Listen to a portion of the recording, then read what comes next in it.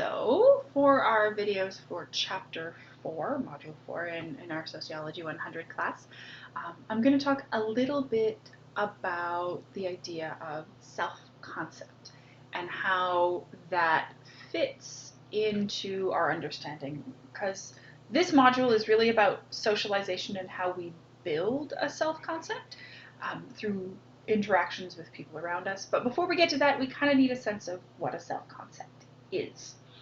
So self-concept, as your book sort of talks about it, is an individual's sense of who they are and how they're similar to and different from other people around them. But I want you guys to understand that that is actually sort of a simplification, because when we talk about that, it's not, the self-concept piece is not necessarily only what is or is not similar between yourself and other people. It's also a conversation about which of those distinctions matter and why and in what context they matter. So, for example, you probably in your own life have an understanding that most of the time anyway, your gender is going to be a more important difference between yourself and other people, or a more important similarity than, say, whether you prefer strawberry or vanilla ice cream. Okay, and those are both perhaps similarities and differences between you and other people, but we understand them differently and they have different social meanings. And so self-concept is not just similarities and differences, it is also an understanding of which of those similarities and differences are relevant and under what contexts. Okay. We can talk a little bit about different people who've kind of broken this down in a number of different ways.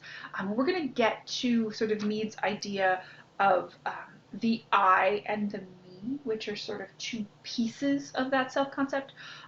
These videos are going to jump around a little bit just because that's how they organize a little bit better if I'm going to keep the video short. So when we talk about the I and the me, the I there is, if you have some experience of sort of Freudian psychology and you've heard people talk about like the uninhibited id, which is like a part of you that is totally unsocialized, it's really impulsive. It doesn't consider the responses of other people around you.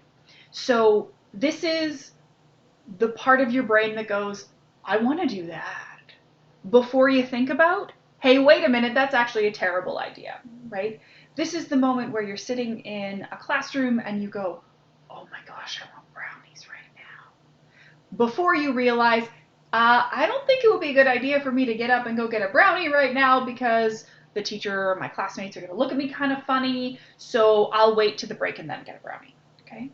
So the I is that sort of initial piece of like, whew, all of the unfiltered stuff. Okay, we all have it, and for the most part, you'll also see the expressions of the I like that in very young children. So, for example, if you talk to a toddler, they don't have a sense of, but if I get this thing, I'm going to take it away from someone else. They want the thing, and they want the thing right now. That's an example of the I. And when we talk about the me, we're talking about sort of like a more socialized piece. So it's like a filter that you take all of those internal pieces from. There's all these internal like impulses and desires and all of those pieces, and it's like you filter them through a net so that you get a sense of which of these can I actually express?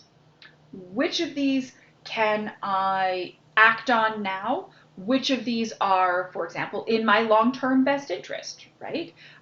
We're talking about choosing, wanting a brownie right now in class, and you might also go, it might be better for me to figure out if I'm actually hungry first, so I'm going to eat vegetables, lean protein, whatever it is, before I decide if I want a brownie, because if I just have a brownie first, then I might wind up, eating more than I want to, long-term sort of planning, without any sort of judgment on either decision, just you might think about it in a slightly different context, okay?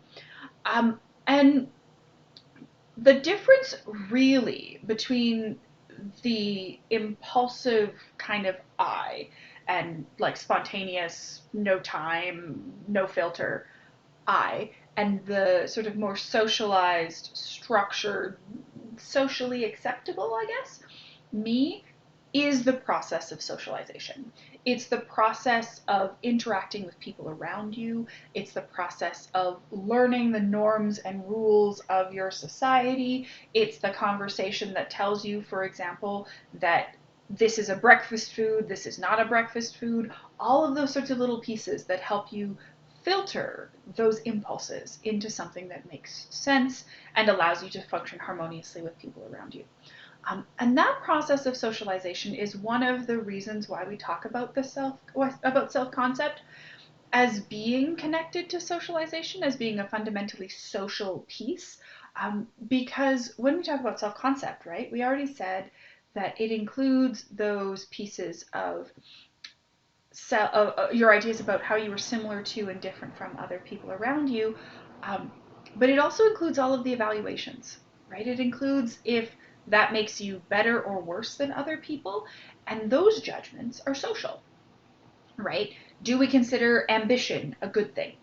If we do, and you're more ambitious than other people, then that's a good thing. If we consider to be ambition to be a kind of selfishness, then you're not. So when we talk about self-concept as being socialized, that's a really big part of it. It's understanding why any of those traits matter and how they matter. So that's, I guess, an introduction to self-concept and sort of partially how Mead has conceptualized it. There are other sort of ways of thinking about it for sure, and we'll get into some of them.